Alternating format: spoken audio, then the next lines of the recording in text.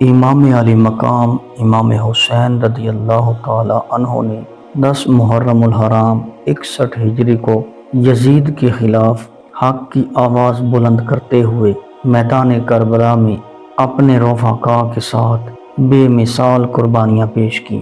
امام علی مقام امام حسین نے اپنے بچوں، اپنے کنبے، اپنے پیاروں اور اپنی جان کا نذرانہ پیش کر کے آقا کریم صلی اللہ علیہ وآلہ وسلم کے دین کی ساکھ کو ہمیشہ کے لیے بچا لیا۔ امام علی مقام امام حسین رضی اللہ تعالی عنہ کی مقدس زندگی رہتی دنیا تک آنے والے تمام مسلمانوں کے لیے مشعل راہ ہے۔ آج کی ویڈیو میں ہم امام علی مقام امام حسین رضی اللہ تعالی عنہ کے 7 فرامین جو آپ نے قولاً اور فعلاً امت کو عطا کیے آپ کے سامنے بیان کریں گے۔ نمبر 1، ظلم کے خلاف آواز اٹھانا۔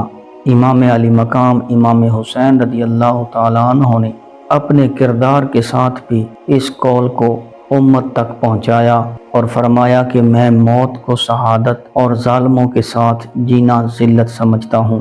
امام حسین نے ہمیں سکھایا کہ ظلم کے خلاف خاموشی گناہ ہے، چاہے ظالم کتنا ہی طاقتور کیوں نہ ہو۔ نمبر 2، حق اور سچائی پر قائم رہنا۔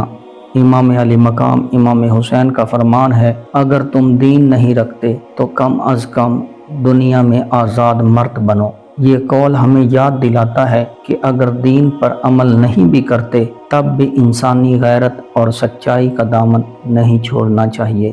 نمبر 3، صبر اور استقامت۔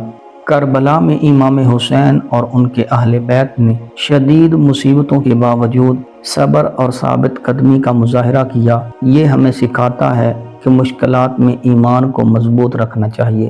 نمبر 4، نماز کی اہمیت۔ امام حسین نے عاشورہ کے دن میدان جنگ میں بھی نماز قائم کی، جو اس بات کی دلیل ہے کہ عبادت کو کسی حالت میں ترک نہیں کرنا چاہیے۔ نمبر 5، اللہ پر بھروسہ۔ امام علی مقام امام حسین نے فرمایا، میں نے اپنے تمام معاملات خدا کے سپرد کر دیے، بے شک میرا رب اپنے بندوں کے ساتھ انصاف کرتا ہے۔ یہ جملہ ہمیں سکھاتا ہے کہ مصیبتوں میں بھی اللہ پر بھروسہ رکھنا چاہیے۔ نمبر 6، اخلاق اور خدمت خلق۔ امام حسین نے ہمیشہ رحم دلی اور مہربانی کا مظاہرہ کیا، یہاں تک کہ دشمنوں کے ساتھ بھی حسن سلوک رکھا۔ نمبر 7، اصلاح امت۔ امام علی مقام امام حسین نے فرمایا، میں اپنے نانا کی امت کی اصلاح کے لیے نکلا ہوں۔ آپ کا مقصد اقتدار نہیں تھا بلکہ امت کو بیدار اور اصلاح کرنا تھا۔